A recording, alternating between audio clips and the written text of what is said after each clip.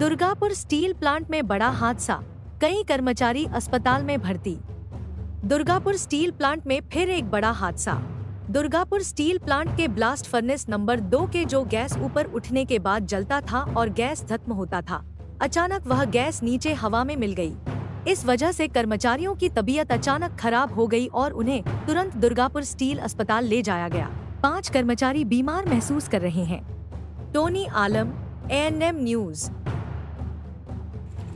আমরা সন্ধে 8টা নাগাদ খবর পাই যে ব্লাস্ট ফার্নেস 2 নম্বরে এরকম গ্যাস লিক হয়েছে এবং গ্যাস লিকের ফলে 5 জন আমাদের সহকর্মী যারা ওখানে কাজ করছিল তারা অসুস্থ হয়ে পড়ে।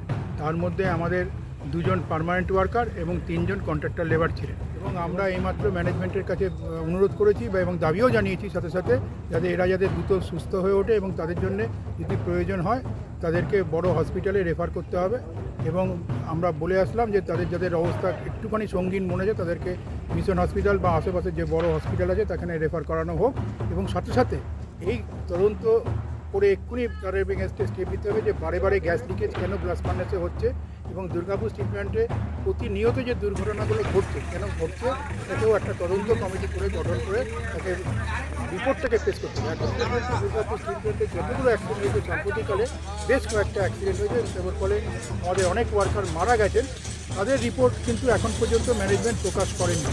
আপনার নাম দাদা? আমার নাম স্নেহাশিস, আমি INTTUC DSPMU assistant general secretary.